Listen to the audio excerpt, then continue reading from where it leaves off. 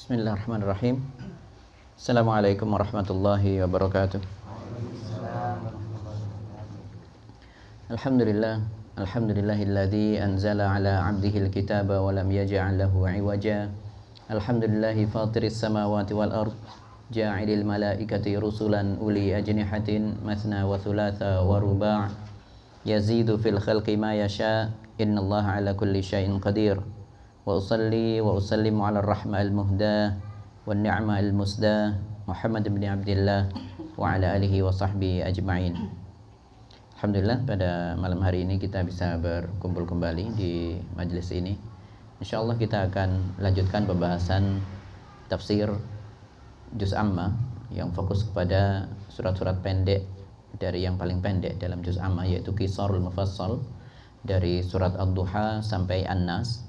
Hari ini kita insyaallah akan membahas surat Al-Adiyat setelah berlalu dari kita Al-Zalzalah, ya. Hari ini insyaallah kita akan masuk ke surat Al-Adiyat. Al-Adiyat artinya adalah sesuatu yang berlari kencang, ya. Sesuatu yang berlari kencang, Al-Adiyat. Tidak disebutkan itu apa yang lari kencang, tapi nanti kita akan paham apa yang larinya kencang di situ. Jadi di sini bicara tentang sesuatu yang berlari cepat, dan yang dimaksud nanti adalah kuda perang di dalam surat ini. Nanti maksudnya adalah kuda perang, maka boleh diartikan surat ini kuda perang yang berlari kencang, ya. Kuda perang yang berlari kencang. Meskipun secara harfiah tidak ada kata kuda di situ, tidak ada, tapi nanti ada penjelasannya. Ya. Baik. A'udzubillahi minasyaitonirrajim. Wal 'adiyati dhabha. Ya. Wal 'adiyati dhabha, fal muriyati qadha, fal mughirati subha, fa atharna bihi naq'a, fa wasatna bihi jam'a, innal insana lirabbih lakanud, wa innahu 'ala dzalika lasyahid, wa innahu lihubbil khairi lasyadid, afala ya'lamu idza bu'thira ma fil qubur wa hussila ma fis sudur, inna rabbahum bihim yawma idzil khabir. Wal 'adiyati dhabha, kalau dilihat terjemahannya, ya. Wal 'adiyati, demi kuda yang berlari kencang. Dhabha, dhabha itu nafasnya terengah-engah, ya. Seperti orang kalau melakukan kegiatan yang berat, ya, nafasnya tidak seperti biasanya tetapi lebih kencang, terengah-engah jadinya. Wal 'adiyati dhabha, wa al-wawu di situ bukan dan artinya, tapi demi, ya, sumpah, seperti wallahi, wal 'asri, demi waktu, ya. Wal fajri, demi fajar. Wad duha, demi waktu duha. Jadi al-wawu terutama banyak di juz amma ini, banyak sumpah di sana, ya, banyak sekali sumpah dari Allah Subhanahu wa taala. Dari kata wadduha itu sudah sumpah. Kemudian surat setelahnya wattini, alam nasyrah tidak ada, baru setelahnya ada atin, wattini wazaitun, wattini demi buah tin, ya. Dan seterusnya. Sampai hari ini kita bertemu dengan wal 'adiyati dhabha, demi kuda-kuda perang, ya, demi kuda-kuda perang yang berlari kencang dan dengan nafas yang terengah-engah. Fal muriyati qadha, kita artikan dulu. Fal muriyati qadha, ya, dan demi kuda yang memunculkan api, ya, dengan hentakan kuku kakinya atau dengan hentakan kakinya itu. Jadi di sini fal muriyati qadha, ini sumpah kedua, dan demi kuda-kuda perang yang mengeluarkan api dengan hentakan kakinya ketika berlari, seperti itu. Fal mughirati subha, sumpah yang ketiga, dan demi kuda-kuda, ya, yang menyerang atau menyerbu musuh subha, di waktu subuh, di waktu pagi, Jadi ini ada dasar, ada waktu subuh di Indonesia ya. Kalau di sholat di waktu itu biasanya sholat fajar ya namanya ya, sholat fajar. Sama saja fajar dengan subuh. Tapi yang maklum memang fajar, tetapi juga dibolehkan subuh dari kata sobah artinya pagi. Nah maka boleh juga orang menyebutkan itu waktu subuh ya. Indonesia mengartikan itu subuh. Jadi ada waktu fajar dan waktu subuh itu kurang lebih sama, itu boleh disamakan, boleh ya. Tapi intinya kalau yang populer untuk waktu sholat subuh itu biasa digunakan sholat fajar istilahnya ya. Jadi di aplikasi-aplikasi HP dan sebagainya itu ada tanda mawaqitu as-shalah, waktu-waktu sholat yang pertama bukan subuh tetapi sholatul fajar. Nah, karena ada dua rakaat sunnah sebelum sholat fajar, itu disebut rakaatail fajar, 2 rakaat sebelum fajar. Nah, baik. Fal mughirati subha, dan demi kuda-kuda perang yang menyerang musuh di waktu pagi, fa atharna bihi naqa'a, dan demi kuda-kuda perang yang menerbangkan debu-debu ya dari apa yang dilewatinya itu. Fawasatna bihi jam'a, lalu menyerbu, fawasatna masuk ke tengah-tengah musuh, fawasatna masuk ke tengah-tengah, fawasatna bihi jam'a, dan masuk ke kumpulan musuh ya. Ini sumpahnya berarti ada sebenarnya satu ya dengan kuda perang, tetapi kuda perang yang dengan sifat yang bermacam-macam ini ya. Maksudnya yang pertama demi kuda perang yang larinya terengah-engah, yang larinya cepat dan terengah-engah, fal muriyati qadha, ya demi kuda yang memercikkan api dengan hentakan kakinya, dan demi kuda yang fal mughirati subha yang menyerang musuh di waktu subuh, fa atharna bi naqa'a, lalu kuda-kuda tersebut menghamburkan debu-debu ya, atau menyebabkan debu-debu berterbangan. Fawasatna bihi jam'a, lalu kuda-kuda tersebut masuk ke sekumpulan musuh. Intinya ada beberapa sumpah di sini. Apa sumpahnya? Untuk apa? Innal insana lirabbihi lakanud. Allah ingin menegaskan bahwa innal insana, sesungguhnya seluruh manusia. Al-insan di sini bukan satu manusia. Al-insan, alnya al-lil istighraq, mencakup semuanya. Innal insana, seperti itu ada surat Al-Asr. Innal insana lafi' khusr. Seluruh manusia. Ini juga sesungguhnya seluruh manusia lakanudun lirabbihi, asalnya seperti itu. Ya, mereka betul-betul kufur terhadap nikmat Tuhannya. Wa innahu ala dzalika lasyahid, dan sesungguhnya dia mempersaksikan hal itu. Wa innahu lihubbil khairi lasyadid, dan sesungguhnya manusia itu sangat mencintai harta. Ya, sesungguhnya manusia itu sangat mencintai harta. Afala ya'lamu idza bu'thira ma fil qubur, ya. Afala, maka apakah dia tidak mengetahui? Afala ya'lam, maka apakah ia tidak mengetahui? Idza bu'thira, jika nanti akan dibangkitkan, ma fil qubur, semua yang ada di dalam kubur. Wa hussila ma fis sudur, lalu ditampakkan semua apa yang ada di dalam dada. Tanda tanya itu harusnya ya. Kalau dalam tulisan paragraf itu ada tanda tanya, tetapi dalam Quran tidak ada tanda tanya. Ini bentuknya bentuk tanya.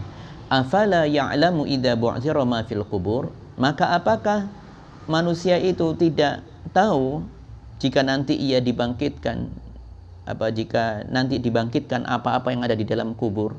Wa hussila ma fis sudur, dan akan ditampakkan apa yang ada di dalam dada-dada manusia. Inna rabbahum bihim yawma idzil khabir, sesungguhnya Tuhan mereka pada hari itu maha mengetahui keadaannya. Ya. Di sini kita diajak untuk membayangkan seolah-olah bagaimana kalau kita di medan perang ya. Kita di medan perang di dalam rangka menegakkan kalimatullahil ulya, untuk menegakkan kalimat la ilaha illallah di medan perang. Ya, kita menunggangi kuda perang ya. Kita membayangkan itu. Kita membayangkan di medan perang untuk menegakkan kalimatullahil ulya, la ilaha illallah. Kita berada di atas kuda perang yang larinya sangat kencang sampai terdengar nafasnya yang terengah-engah, ya, terdengar nafas itu, kemudian menuju barisan musuh, ya, kita menunggangi kuda itu menuju barisan musuh, ya, untuk menyerang musuh di waktu pagi dan kemudian mendapatkan kemenangan dari Allah Subhanahu wa taala, ya. Kita akan bagus kalau kita bisa membayangkan, dan ini memang kalimat-kalimat yang ada di dalam firman Allah itu mudah untuk dicerna. Kita bisa membayangkan, oh begitu ya, kalau kuda melaju ke medan perang itu nafasnya terengah-engah, tapi terus menerobos saja, tidak ada takut kuda itu, langsung menerobos, larinya kencang, suara hentakan kakinya ketika menyentuh tanah itu sangat kuat, sehingga digambarkan tadi dalam ayat tersebut apa? Memercikkan bunga-bunga api, kemudian debu-debu berterbangan, dan itu kok bisa terlihat api, percikan api itu? Iya, karena digambarkan memang keadaan lingkungan di Timur Tengah sana yang kita bahas di sini adalah di Mekah saat itu, bukan padang pasir ya, yang paling banyak itu bebatuan. Makanya kuda kalau kakinya bersentuhan dengan batu-batuan yang cadas seperti itu di waktu subuh, waktu gelap, besi tapal kuda bertemu dengan batu itu nanti akan memunculkan percikan-percikan seperti bunga api begitu. Kemudian terlihat juga debu-debu yang berterbangan. Nah, kemudian masuklah ke medan perang dan masuklah ke sekumpulan musuh, terjadilah peperangan di sana dan mendapatkan kemenangan. Karena yang namanya orang mujahid fisabilillah tidak ada kekalahan untuknya, pasti menang. Kalau tidak menang di dunia, ya menang di akhirat, ya. Yang paling bagus tentu yang bisa jadi juga menang dunia akhirat, menang di dunia dapat kemenangan juga di akhirat. Ya, hanya itu pilihannya. Tidak ada istilah kalah dalam peperangan jihad fisabilillah. Ya. Mari kita cerna ada apa dengan masalah kuda ini? Ada apa dengan kuda perang? Kita akan berusaha merenungi, ya, apa keterkaitan antara kuda, kemudian habis sumpah dengan kuda, kemudian Allah mengatakan innal insana lirabbihil lakanut. Setelah bicara kuda, bicara tentang manusia. Ada apa hubungannya antara kuda dengan manusia itu dalam surat ini? Nanti kita akan bahas itu. Kenapa Allah bersumpah dengan kuda untuk menjelaskan manusia? Ada kaitannya di situ, ya, ada kaitannya. Maka kita berdoa kepada Allah, ya, agar bisa dimudahkan untuk memahami ayat ini. Rabbi zidna ilma. Allahumma anfa'na bima 'allamtana wa 'allimna ma yanfa'una. Baik, ayat yang pertama, wal 'adiyati dhabha. Sekali lagi, arti kata al-'adiyat itu tidak ada hubungannya dengan kuda hukum asalnya, tetapi Ibnu Abbas menjelaskan itu maksudnya adalah kuda perang. Adapun Ali bin Abi Thalib menyebutkan itu adalah onta-onta perang, karena saat itu onta juga digunakan untuk perang. Tetapi kalau untuk yang disebutkan, yang diriwayatkan oleh Ali bin Abi Thalib, apa yang dipahami oleh beliau, ini urusannya bukan dengan peperangan tetapi dengan ibadah haji. Ya. Hal yang mendekati di sini tentu yang paling mudah kita cerna di sini tentu pendapatnya Ibnu Abbas yang menyebutkan ini kaitannya sangat erat dengan peperangan. Wal 'adiyati dhabha. Ya. Wal 'adiyati dhabha, demi kuda yang berlari kencang, dhabha, dan nafasnya terengah-engah. Dan ini berarti kuda perang ini dijadikan alat, bukan alat, lebih tepatnya dijadikan kendaraan untuk berperang saat itu, ya. Jadi ini kita bicara tentang makhluk Allah yang mulia yang bisa digunakan untuk berjihad di jalan Allah. Nah, ini menunjukkan salah satu keutamaan kuda di sini, ya. Mana ada binatang yang digunakan untuk berperang selain kuda dan unta? Tidak ada, ya. Tidak ada. Jadi dari zaman Islam, zaman pra-Islam, ya, zaman nabi-nabi sebelumnya, yang terjadi adalah realitanya kendaraan yang digunakan perang itu hanyalah kuda atau unta, ya. Yang ada unta maka unta bisa digunakan. Allah bersumpah dengan kuda perang di sini sebagai salah satu kendaraan, sarana, ya, alat terbesar yang digunakan untuk berperang di jalan Allah. Makanya kuda menjadi sesuatu yang mulia, ya. Ya. Karena ketika digunakan untuk apa? Berjuang di jalan Allah. Kuda yang larinya kencang tadi, yang terengah-engah, menunjukkan apa ini? Usaha yang dilakukan oleh kuda itu, perjuangannya, kegigihannya kuda itu. Ya, tidak merasa lemah, tidak ya. Mengerahkan seluruh tenaga yang dimilikinya oleh kuda tersebut. Tujuannya apa? Untuk mengantarkan tuannya menuju medan musuh. Ya. Jadi kita lihat bagaimana loyalitas seekor kuda kepada manusia di situ. Ya. Kesetiaan kuda kepada tuannya. Tidak ada kata mundur kuda itu. Ajak untuk mencapai tujuannya, ayo kita menyerang ke sana. Tidak ada ceritanya mundur, tidak ada. Dia tak tunduk patuh kepada tuannya. Ini kita lihat bagaimana kuda tersebut berangkat ya menuju tempat musuh ya dengan penuh semangat untuk mencapai tujuan hidupnya tentunya. Ya tujuannya untuk ke sana.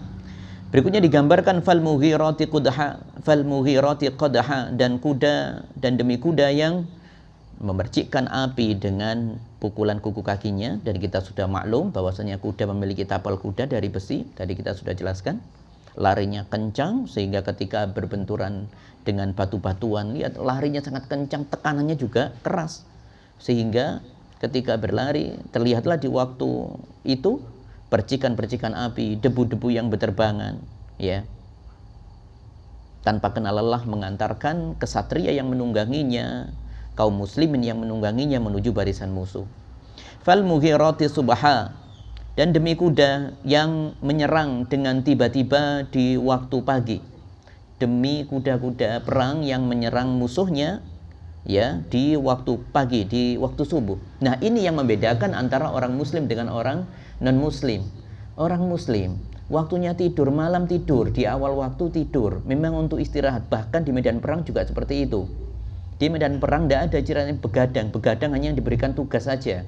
Yang lain memang diusahakan tidur lebih awal, nanti malam bermunajat kepada Allah, sholat qiyamul lail. Di waktu perang sudah ada qiyamul lail juga. Dan tidak kemudian kalau sudah qiyamul lail tidak sholat malam, tidak. Justru yang meneguhkan keimanan, semakin yakin dalam peperangan, itu adalah qiyamul lailnya itu, ketika munajat kepada Allah, ketika wabil asharihum yastaghfirun, ketika sudah qiyamul lail mereka memperbanyak istighfar. Itu yang kenapa mereka itu tidak gentar melawan musuh, itu tidak gentar. Karena yang diharapkan itu yarju liqa'a rabbih. Mereka betul-betul ingin mengharapkan segera bertemu dengan Allah, rindu dengan Allah. Karena cintanya dengan Allah, rindunya juga semakin besar kepada Allah. Makanya ketika malam mereka semangat bangun, di tengah malam bangun, di sepertiga malam bangun, minta kepada ya Allah, ya, berikanlah kematian syahid untuk kami ya Allah. Ya. Seperti itu, berikan kebaikan untuk kami, ampuni kami ya Allah, terima tobat kami ya Allah, berikan kami kedudukan yang tertinggi di sisimu ya Allah, berikan kami surga terbaikmu ya Allah. Allahumma inna nas'alukal jannah wa na'udzubika minan nar. Ya Allah, hamba mohon surgamu, jauhkan kami dari nerakamu. Semalam suntuk berdoa situ di sepertiga malam terakhir atau 2/3 malam terakhir, ketika yanzilu rabbuna azza wa jalla ila sama'id dunya. Saat itu Allah ya turun ke langit dunia, saat itu turun ke langit dunia dan mencari hamba-hamba yang berdoa. Jadi inilah yang membedakan orang muslim dengan orang kafir. Orang muslim dalam medan perang malam tidur lebih awal, kemudian di sepertiga malam, 2/3 malam bangun, sholat, bermunajat, kemudian sampai menunggu waktu subuh itu memperbanyak istighfar. Giliran waktu subuh mereka sholat berjamaah. Mereka semuanya bersolat berjamaah. Habis sholat subuh baru mereka langsung menuju barisan musuh. Justru musuh orang-orang kafir saat itu sedang enak-enaknya tidur. Paling yang melek berapa aja. Dan mereka tidak ada persiapan rohani, tidak ada. Mereka sudah kafir, tidak kenal dengan Tuhannya, tidak tahu siapa Tuhannya. Mereka hanya ngurusi dunia. Itu saja. Tidak ada motif untuk mendapatkan pahala dari Allah Subhanahu wa Ta'ala, tidak ada. Tujuannya hanya untuk kepentingan dunia, makanya hampa. Orang-orang kafir hampa. Dan momen yang paling bagus menyerang di situ adalah memang waktu pagi ketika musuh dalam keadaan istirahat ya. Mereka kacau balau itu orang-orang kafir ya. Inilah bedanya orang muslim dengan orang kafir di medan perang. Kalau orang muslim mengawalinya dengan apa? Persiapan spiritual, ya, ruhaninya dijaga, berbanyak istighfar, salat, bermunajat. Mereka enggak, mereka hanya urusan dengan apa? Apa strateginya, apa ini, nanti ini bagaimana. Hanya itu saja, enggak ada sikap tawakal kepada Allah, tidak ada kesabaran, tidak ada ketakwaan di situ. Karena tidak ada keimanan dalam diri mereka. Tidak mungkin ada ketakwaan kecuali dilandasi dengan keimanan, ya. Maka inilah kaum muslimin, fal mughirati subha, demi kuda-kuda yang membawa tuannya, para kesatria muslimin itu, ya, menyerang musuh di waktu pagi, setelah qiyamul lailnya, setelah munajatnya, setelah istighfarnya sepanjang malam, ya. Makanya yang ada hanya pasti kemenangan, ya. Itulah yang memunculkan keikhlasan itu di situ nanti. Tidak ada di dalam kamus orang non muslim itu keikhlasan, tidak ada. Mereka sudah tidak mau menyembah Allah saja, tidak mau kok, ya. Maka tidak mungkin ada keikhlasan dalam diri mereka. Kaum muslimin sudah qiyamul lail ditutup dengan sholat subuh berjamaah, masya Allah. Optimis itu semakin besar dalam dirinya, itulah, ya, keyakinan, rasa percaya diri dengan tidak percaya diri dalam artian ini dalam ranah tawakal, ya, selalu bertawakal kepada Allah, ya. Maksudnya percaya diri di sini adalah, iya, ini saya nanti akan ketemu dengan Rabb kami. Itu yang di dalam keyakinan diri mereka, optimis dengan itu, iya. Nah, akhirnya membuat musuh kocar-kacir. Fa'asarna bihi naqa'a. Lalu kuda-kuda tersebut ketika lari dengan kencang itu menerbangkan debu-debu yang dilaluinya, menunjukkan larinya sangat kencang, ya. Dan ini menunjukkan kontur geografis tempat yang diceritakan di sini adalah bicara tentang di daerah Timur Tengah yang ada pasir dan bebatuan, tidak becek, bukan tempat yang tropis, ya. Yang kalau lari becek, tidak ada debunya, tidak ada seperti itu, ya. Fawasatna bihi jam'a, dan kemudian menyerbu, wasat itu masuk ke tengah-tengah, ya, jam'a ke tengah-tengah kumpulan musuh, ya. Jadi ini menggambarkan para pasukan berkuda itu, ya, dengan keberaniannya, dengan sikap tawakalnya kepada Allah, dengan kesabarannya, dengan sikap berharapnya untuk mendapatkan tempat tinggi di sisi Allah, mereka pun menerobos barisan musuh yang membuat mereka kocar-kacir, ya, musuh, ya. Kemudian korban mulai berjatuhan dari pihak musuh dan akhirnya diberikan kemenangan oleh Allah kepada kaum muslimin. Bahasan kita adalah di sini sumpah-sumpah tadi, kita memperhatikan bagaimana Allah bersumpah dengan kuda-kuda perang yang berjihad di jalan Allah. Ya. Larinya Allah mensifatinya dengan kudanya lari kencang, nafasnya terengah-engah. Debu yang bertebaran, percikan api, menunjukkan ini keseriusan, kegigihan kuda tersebut untuk membantu kaum muslimin berperang di jalan Allah. Dan Allah menyukai ibadah jihad ini. Allah sebenarnya ingin menegaskan di situ. Di sini ada tersirat, Allah ingin menegaskan ibadah teragung itu, ya, jihad itu. Wa zirwatu sanamihi al-jihad, kata Nabi sallallahu alaihi wasallam. Puncak-puncaknya keislaman itu adalah, pembuktiannya adalah jihad fi sabilillah, ya, berjuang di jalan Allah. Dan itu pembuktian tertinggi keimanan seseorang, ya, puncak tertinggi dari keimanan seseorang. Dan jihad itu adalah satu tujuannya untuk menegakkan kalimat Allah, menyebarkan agama Islam, ya, bukan atas dasar kefanatikan, bukan atas nama kelompok tertentu, bukan atas nama kesukuan, tidak ada ceritanya jihad itu karena kesukuan, karena kelompok tertentu, tidak. Semuanya harus ada kalimat la ilaha illallah. Sama dengan kaum muslimin ketika berperang memperjuangkan kemerdekaan Republik Indonesia, harus ada itu, lillahi ta'ala. Lihatlah bagaimana kaum muslimin di negeri kita ini diberikan keamanan, bebas untuk beribadah, tidak ada tekanan. Subhanallah, nikmat besar. Makanya dulu para pejuang, ya, kaum muslimin, ya, mengawali perjuangannya dengan takbir, dengan la ilaha illallah, dengan tauhid, ya, dengan tauhid. Ya, ingin mengharapkan apa? Saya ingin menegakkan kalimat la ilaha illallah di bumi Nusantara tercinta ini, supaya agama Islam itu bisa terus ada dan berkembang dari sisi pengikutnya, jumlahnya semakin banyak di negeri ini. Sebagai wujud rasa syukur bahwasanya di Indonesia diberikan kebebasan untuk menegakkan syiar agama Islam. Azan tidak ada larangan, masya Allah ya. Di sini nikmatnya azan itu loh, 5 waktu terdengar terus ya. Coba kita ke luar negeri sana, tidak dengar azan. Azan hanya di dalam gedung saja, tidak boleh diperdengarkan sampai luar ya. Di kebanyakan tempat di Eropa itu seperti itu ya. Yang ada paling di Turki terdengar azan, yang lainnya tidak begitu terdengar azan ya. Seperti itu. Maka kita bicara tentang jihad. Jihad itu bukan atas dasar fanatisme kelompok, atas kelompok tertentu, suku tertentu, tidak. Tetapi harus ada kata la ilaha illallah. Kata Nabi sallallahu alaihi wasallam ketika memberikan definisi ya,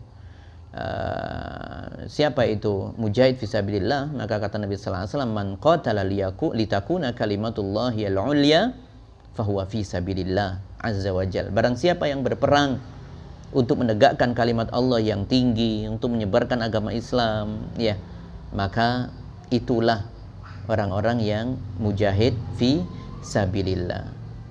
Di medan perang ini kita bicara tentang jihad fisabilillah, itu tidak ada duanya, pengganti ini tidak ada guna, tidak ada duanya, tidak ada yang bisa menggantikan kedudukan jihad fisabilillah. Apalagi ketika kita bicara tentang apa itu keutamaan puasa sunnah ya, yakni apa namanya, ketika ada di salah satu bulan haram itu ya, salah satu di bulan haram, ketika Nabi sallallahu alaihi wasallam mengatakan ma min ayyamin ya, ma min ayyamin ma min amalin salih ahabbu ilallah min hadhil ayyam al-ashrah.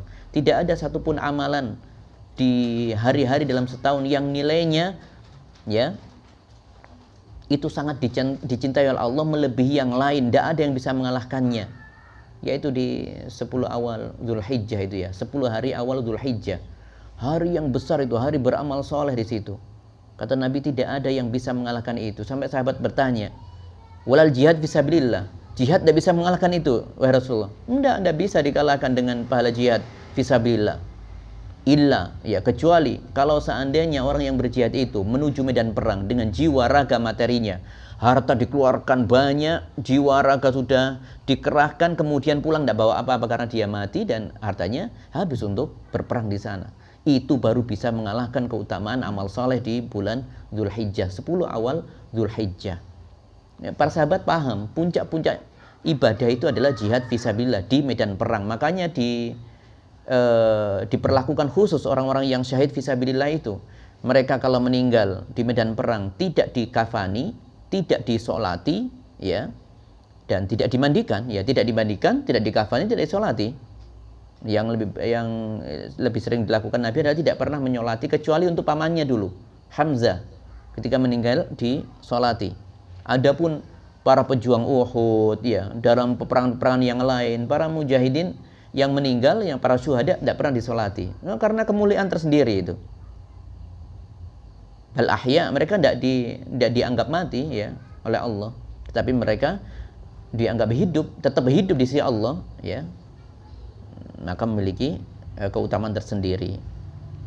Adapun kaum muslimin rahimakumullah, saat ini kalau kita tidak ada pintu jihad yang terbuka untuk kita, karena jihad itu hubungannya dengan pemerintah, hubungannya dengan ulul amri ya.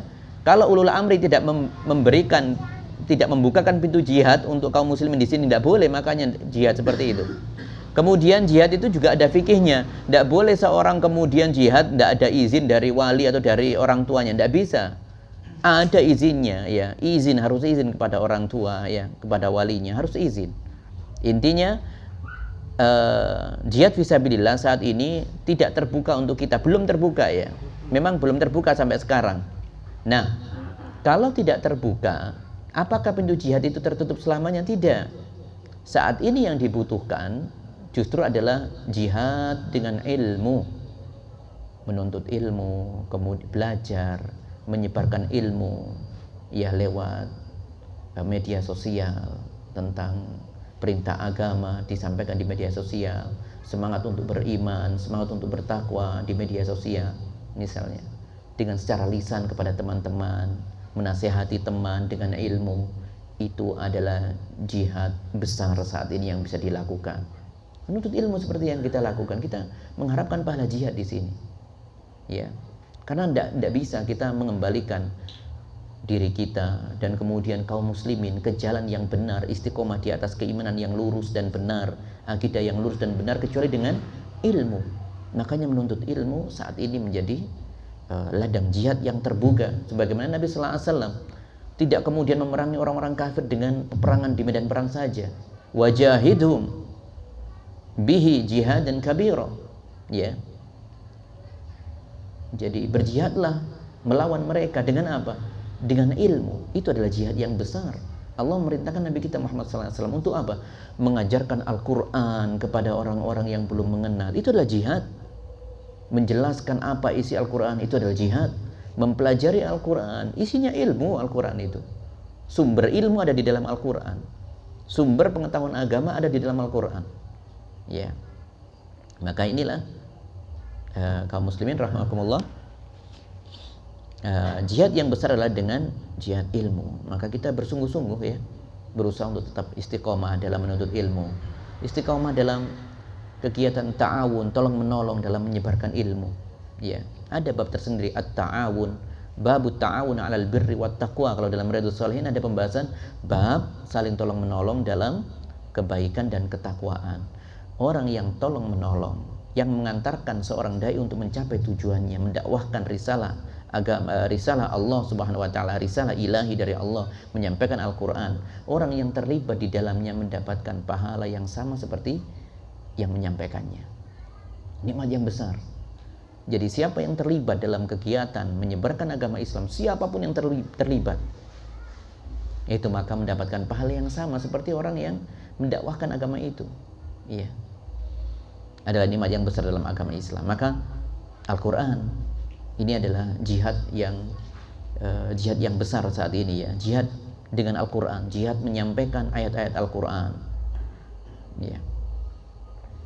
Karena dengan ilmu, dengan Al-Qur'an, kalau kita paham Al-Qur'an, menjelaskan isi Al-Qur'an, dengan itu kita bisa merubah saudara-saudara kita yang mungkin masih belum mengenal kebaikan, ya, belum mengenal syariat agama Islam, menjadi sosok yang muslim yang lebih baik. Itu melalui itu, ya, melalui itu.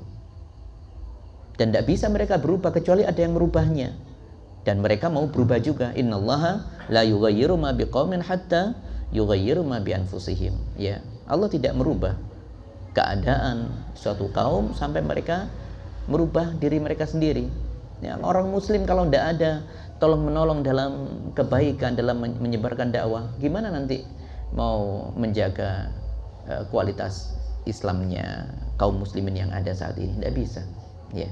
Semuanya butuh kegiatan tolong menolong dalam hal ini.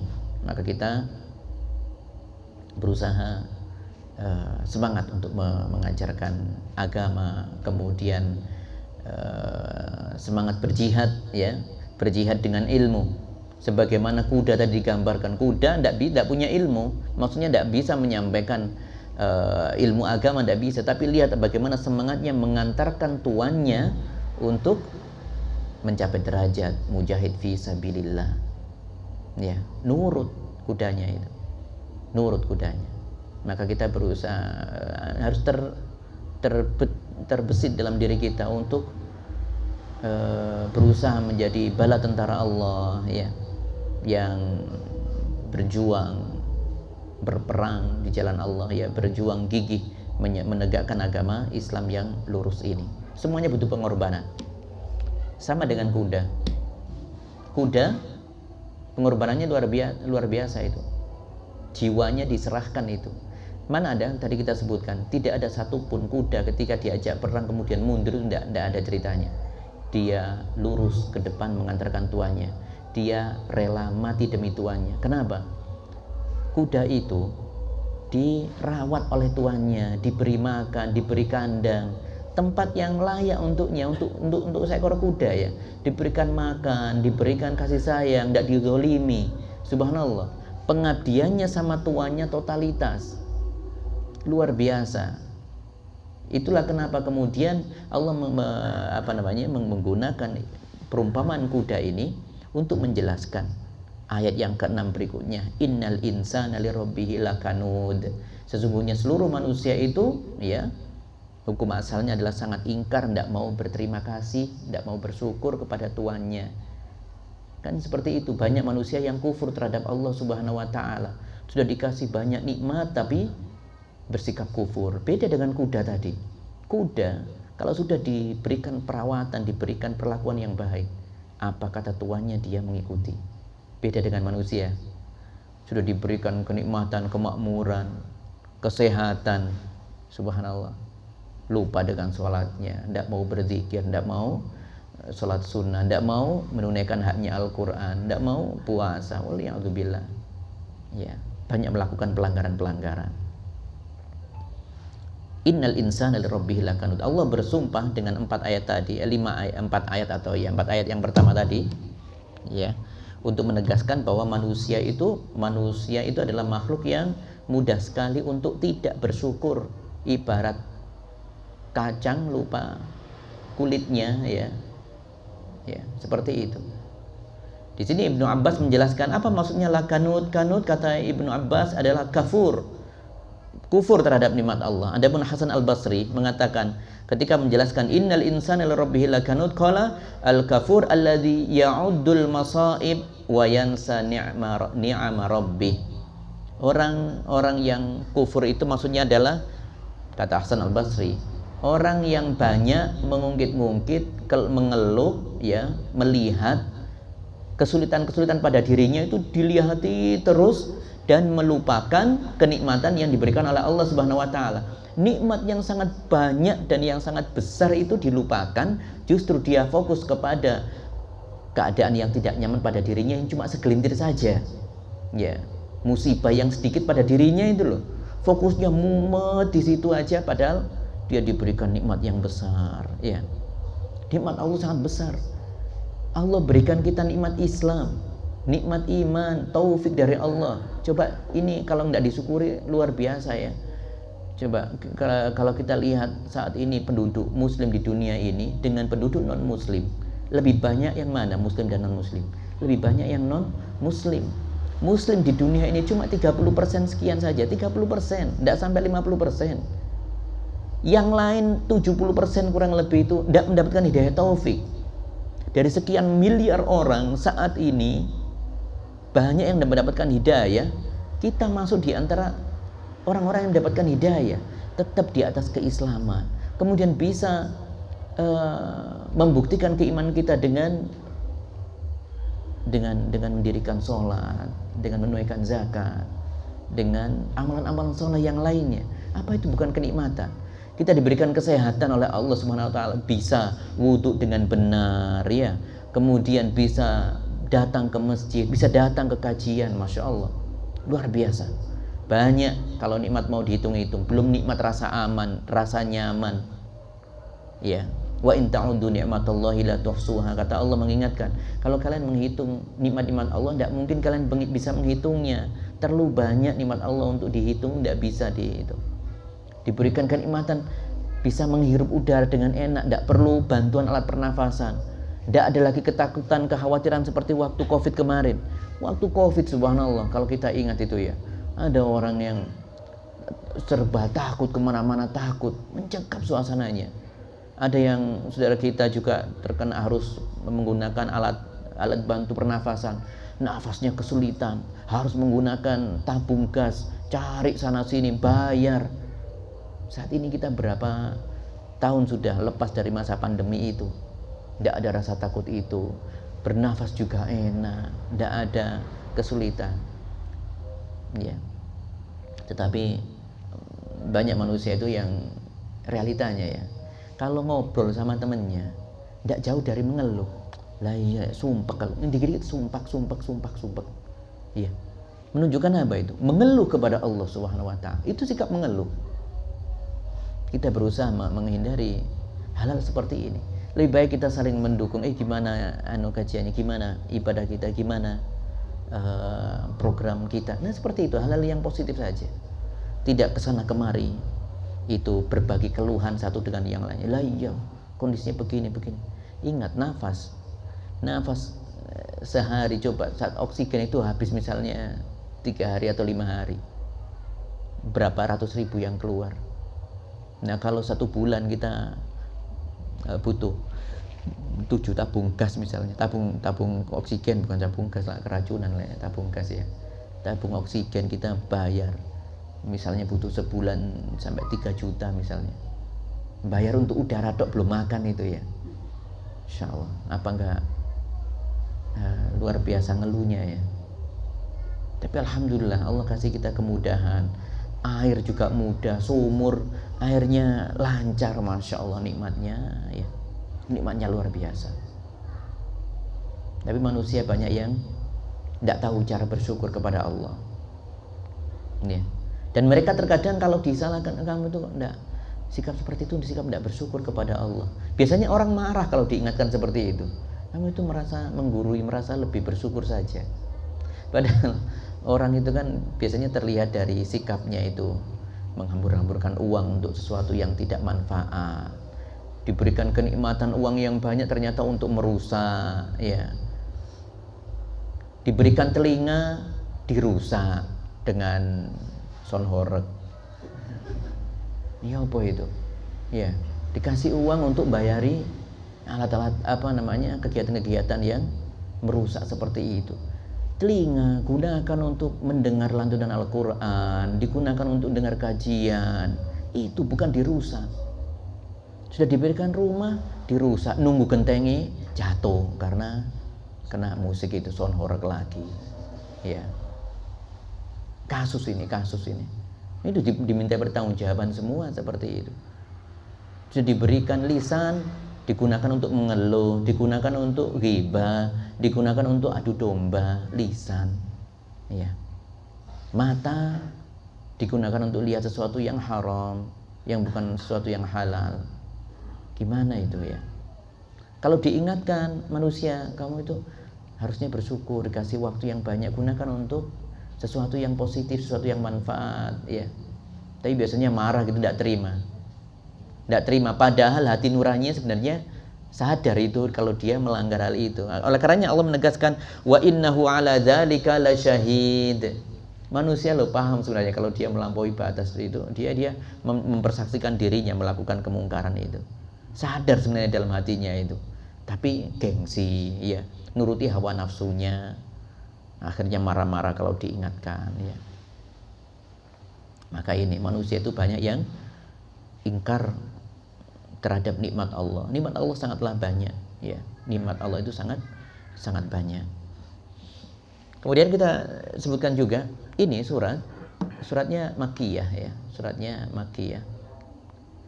Tetapi isinya kok tentang jihad ya. Harusnya jihad itu ketika di mana jihad itu? Di Madinah. Tidak pernah ada peperangan di Mekah. Tapi kenapa ini disebut Makkiyah ya?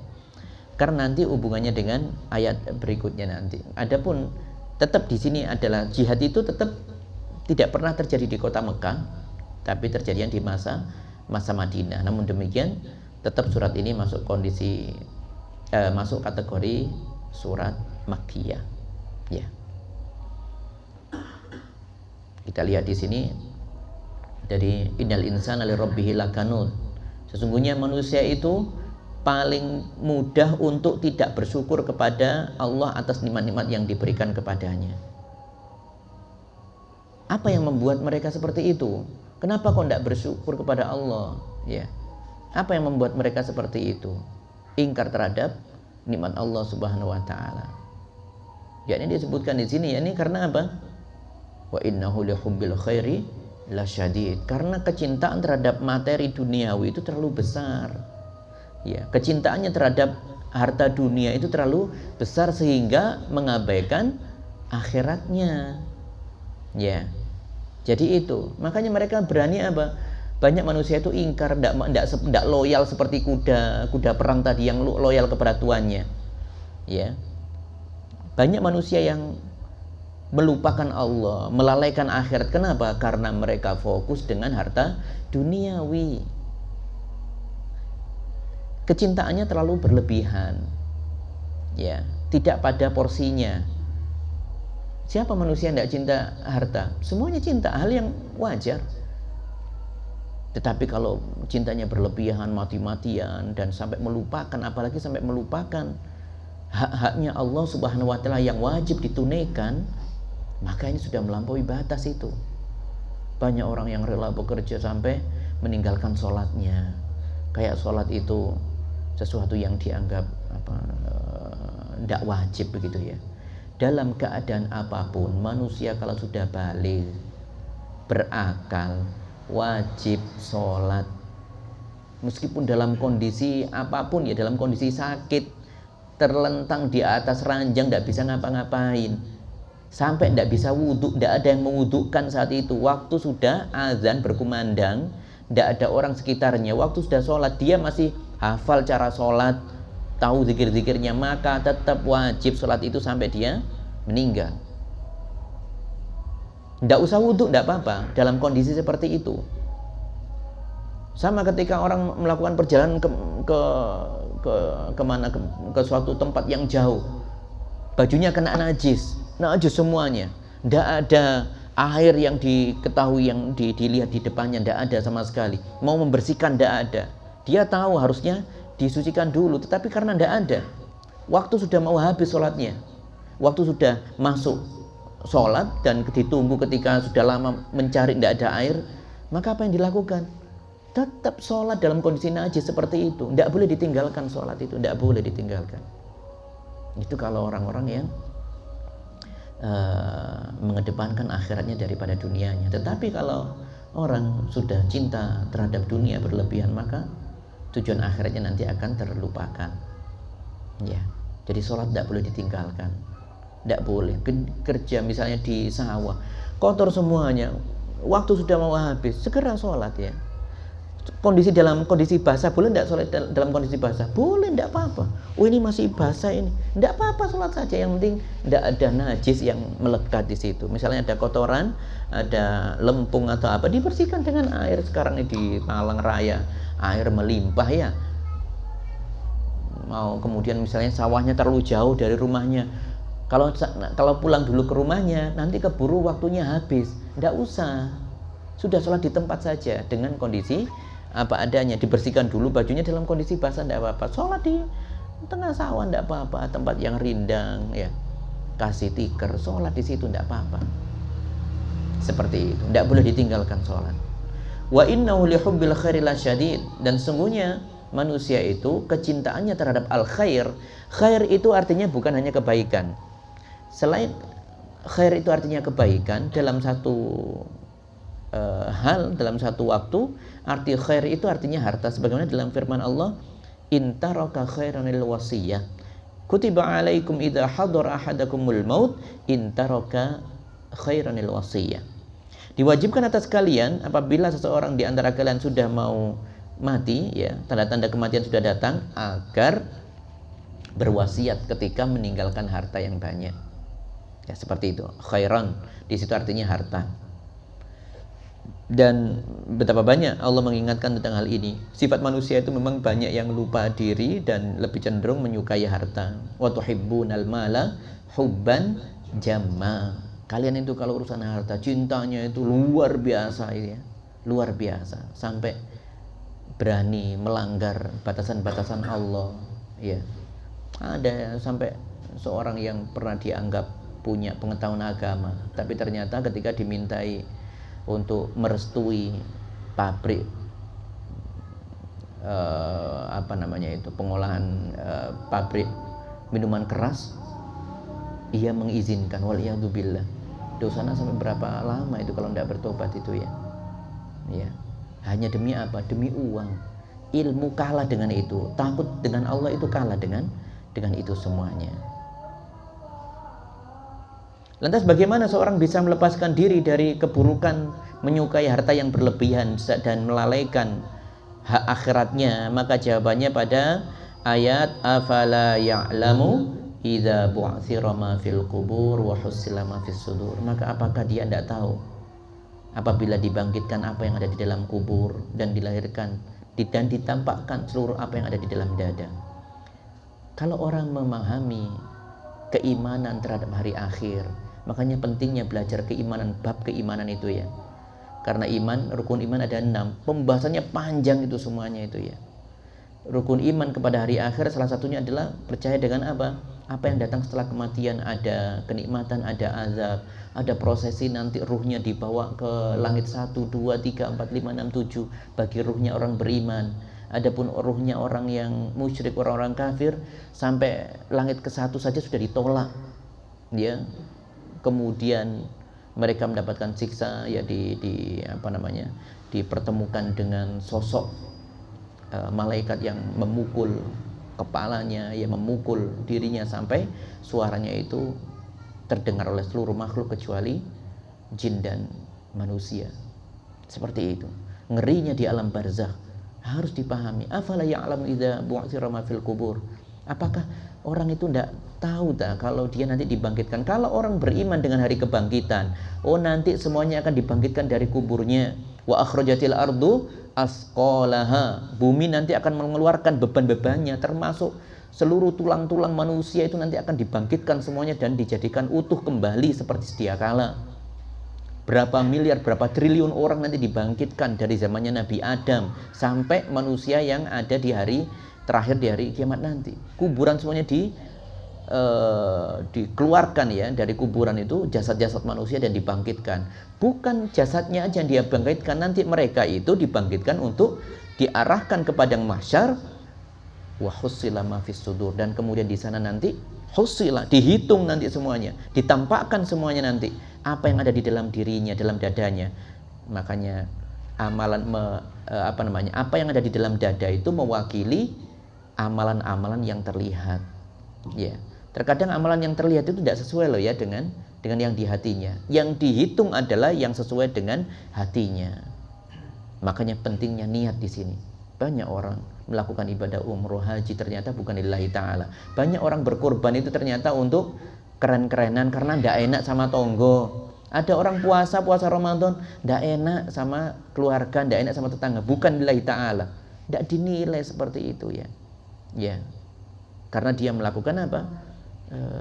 Melakukan sesuatu bukan karena Allah Subhanahu wa taala. Wa hussila ma fis sudur, semua nanti akan dibangkitkan. Semua hal yang terkecil, khusyuk dalam hati kita ketika sholat, cinta kita kepada Allah akan dinilai, rindu kita kepada Allah itu dinilai, rindu kita kepada Al-Quran itu dinilai, rindu kita kepada Nabi Muhammad SAW dinilai, kecintaan kita kepada Rasulullah SAW juga dinilai. Ya, maka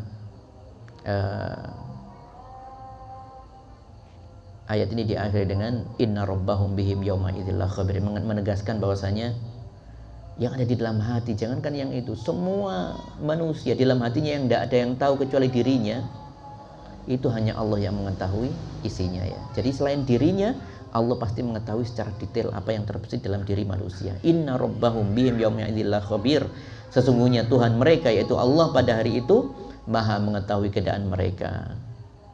Ya, la takhfa minkum khafiyah, tidak ada sesuatu pun yang tersembunyi dari Allah, tidak ada. Yauma idzin tu'radun, saat itu nanti akan ditampakkan semuanya. La takhfa minkum khafiyah, tidak ada yang tersembunyi, semuanya akan ditampakkan. Allah mengetahui semua perkara sampai yang sekecil-kecilnya dengan detail. Maka semoga Allah memberikan pertolongan kepada kita semuanya agar bisa memperbaiki niat kita. Semoga Allah berikan kita kenikmatan untuk ikhlas dalam bertindak, ikhlas dalam beramal, ya, ikhlas dalam membaca Al-Quran, ikhlas dalam sholat, ikhlas dalam seluruh kebaikan yang kita lakukan di dunia ini. Semoga Allah memperbaiki niat ikhlas kita dalam hati kita. Semoga Allah mengampuni dosa kita dan merahmati kita semuanya. Saya rasa cukup demikian untuk hari ini. Ya, kita tutup ya, sudah setelah ini azan dan kita lanjutkan dengan sholat berjamaah insyaallah. Kita tutup dengan memohon ampun kepada Allah dengan membaca kafaratul majlis. Subhanakallahumma hamdika asyhadu an la ilaha illa anta astaghfiruka wa atubu ilaik. Assalamualaikum warahmatullahi wabarakatuh.